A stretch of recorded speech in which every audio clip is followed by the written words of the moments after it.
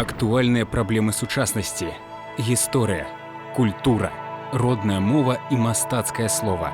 Пра гэта і не толькі пісьменнік і публіцыст Навум Гальперовіч гутарыць з вядомымі людзьмі краіны.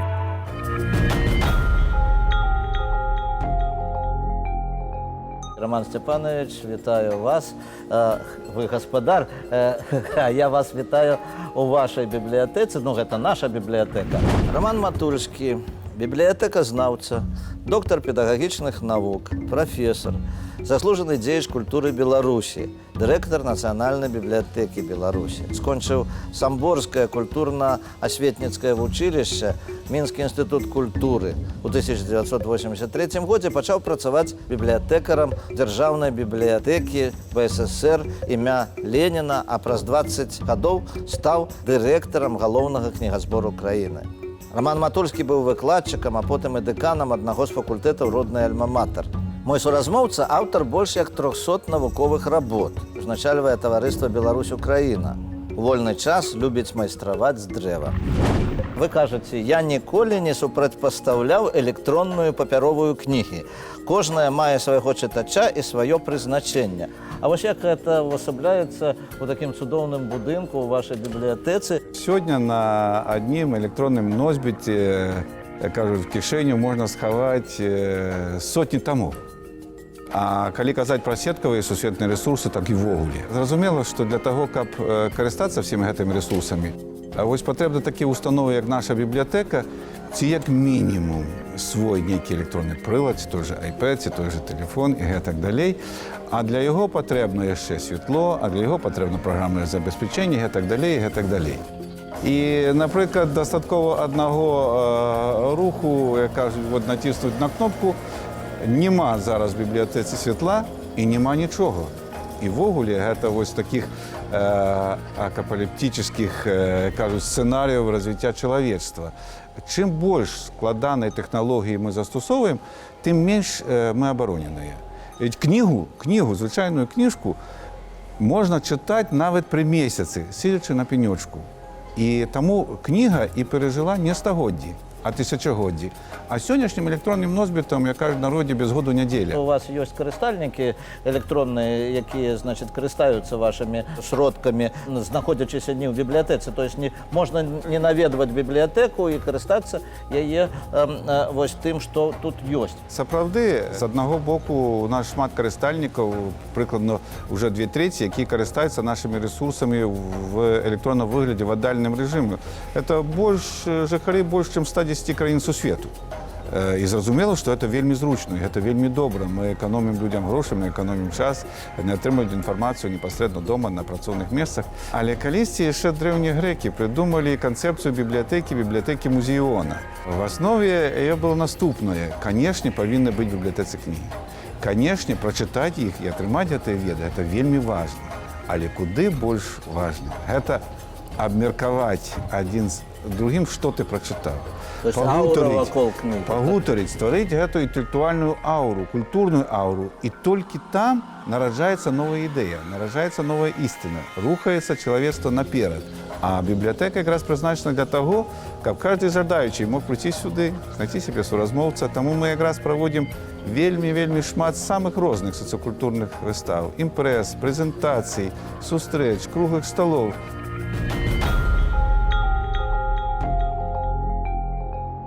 Роман Степанович, ну вось, калі мы гаворым пра наведвальніка бібліятэкі, вось хто сёння гэты наведвальнік? Можна скласці яго такі партрэт, якім вы бачыце свайго вот асноўнага чытача? Гэта вельмі проста. Гэта маладая дзяўчына-студэнтка.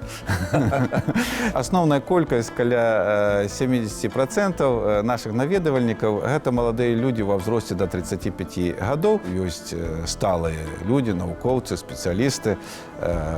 Шмат з іх, я, як кажуць, ведаю твар, часта сустракаемся на калідорах. Але ўсё ж такі асноўная аўдыторыя бібліятэкі – гэта моладзь. А дзеткі? Ми записуємо бібліотеку після того, як отримав паспорт, тому що ми все-таки наукова бібліотека. Але це не значить, що у нас, як кажуть, не гучить і дитячий сміх, і дитячий плач.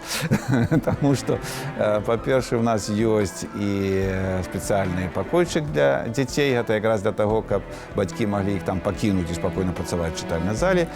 Є шмат екскурсій. Приходять батьки з малими дітьми, часом з усім малими, які, як кажуть, ще могло б подаватися, нічого не розуміють, але це вельми приємно, що вони приходять до нас в бібліотеку, тому що це вельми добра, слушна привичка.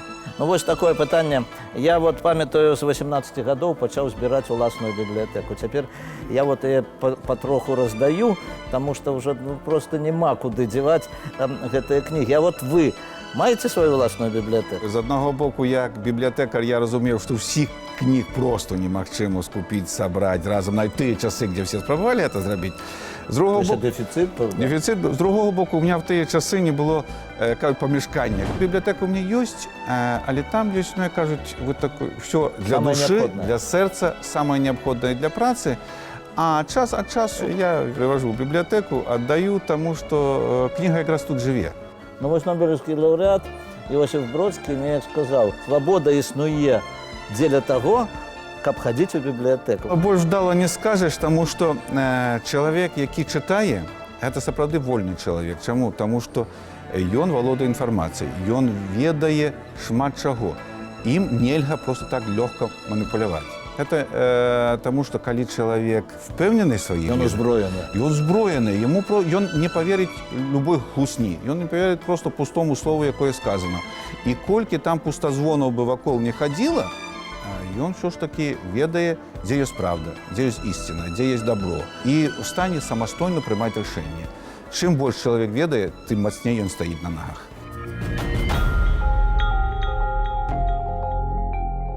Ви казали, що нікого нельга силою примусити розмовляти на той чи іншій мові. Кожен з нас поособку, і всі ми разом повинні знайти мотивацію для того, каб карыстацца беларускай мовай у штодзённым жыцці.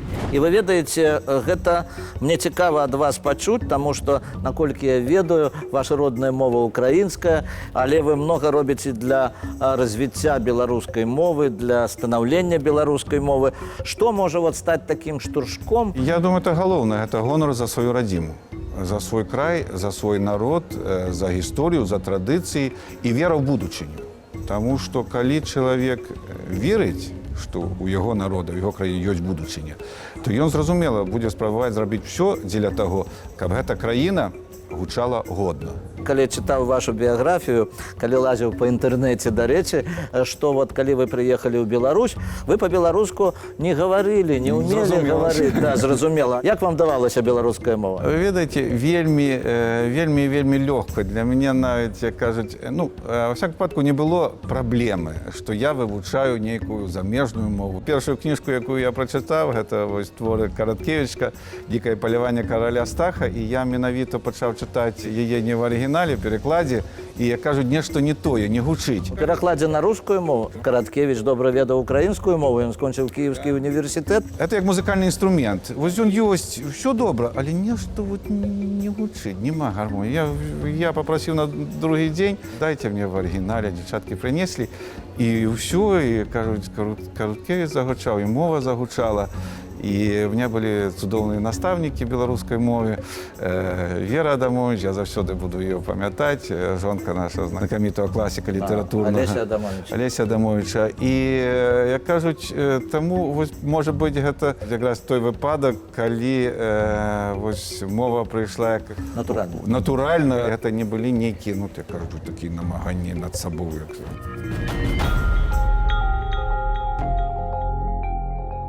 Вот недавно вы поделились планами. Хочем увести в навуковы и штодзённы оборот шэраг помнікаў кніжнай культуры, імёнаў, падзей, якімі Беларусь можа гадарыцца, гэтак жа, як і з Карынам, каб яе ў свеце ўспрымалі як краіну з багатымі навуковымі, культурнымі і адукацыйнымі традыцыямі. Ну, цудоўна мы разумеем, што па самых розных прычынах многія рарытэты, многія рэдкія кнігі, у тым ліку і скарынаўскія, яны знаходзяцца па-за межамі Беларусі. Як вот зрабіць зрабіць вот гэтае вяртанне? Так, гэта великая такая культуралагічная і не толькі, я думаю, агульна наша дзяржаўная праблема, як вярнуць нашы крыніцы, першыя крыніцы, вярнуць на радзіму. Ну, кнігі раздзялілі лёс сваёй краіны. Зразумела, што калі, кажуць, прапалі цэлыя гарады, так захаваць кніжнае багацце было немагчыма в гэтым выраі і войн, і рэвалюцыі, і всех сацыяльных зрухаў.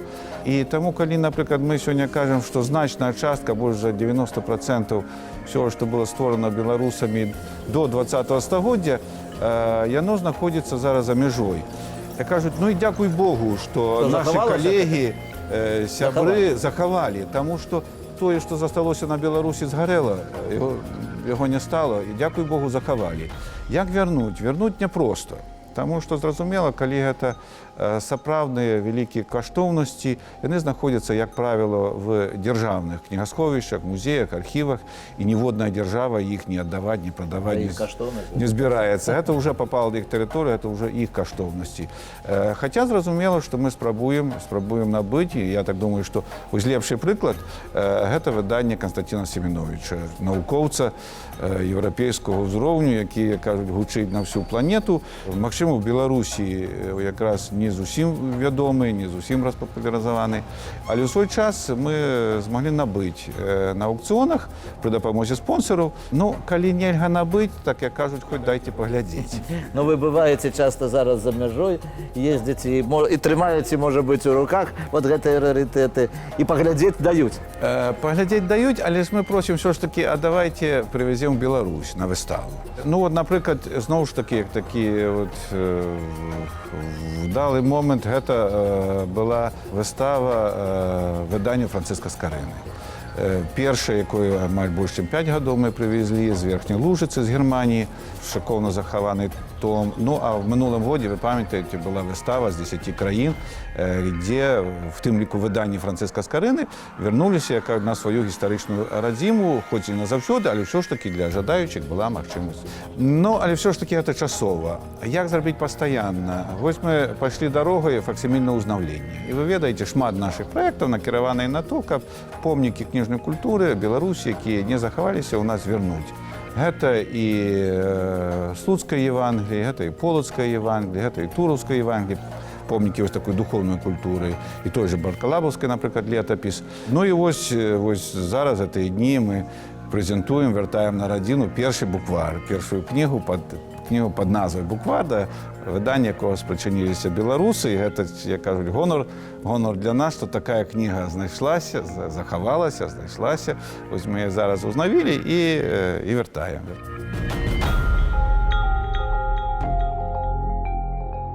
Роман Степанович, хацелася б яшчэ пра многае пагаварыць, але бліца пытання, якое, вось, ну, скажам, падсумоўвае нашу гаворку, такія кароткія пытанні, кароткія адказы, якія, вот, я думаю, што буду задаваць усім сваім суразмоўцам. Першае, што такое патрыятызм? Гэта гатоўнасць працаваць на сваю радзіму, працаваць так, щоб тыя, хто побач з табой, мелі больш шансаў ёй ганарыцца, а тыя, хто далёка, яе паважаць. Якія кнігі варта прачытаць кожнаму беларусу? Кніг шмат, але я так думаю, што універсальная кніга для ўсіх – гэта Біблія. Там ёсць адказы на ўсе пытанні. А што вы зараз чытаеце? Які ваш любімы беларускі пісьменнік? Зараз чытаю сігнальны экземпляр «Арганы Беларусі», а любімы – гэта Караткевіч, я вже казав. Што для вас родная мова? Родная мова, якую ніколі не забудзеш, і якая лепшая за ўсіх. Мне вельмі цікава было пазнаёміцца з вами, хоць я давно вас ведаю, паважаю, вось у такой гутарцы. І я думаю, што вот само значэнне слова суразмоўцы гаворыць пра тое, што трэба размаўляць. Дзякуй за запрашэнне і дзякуй за прыемную сустрэчу і размову. Я заўсёды буду рады бачыць вас, вашых калег, нашай бібліятэцы. Дзякуй вам. Дзякуй.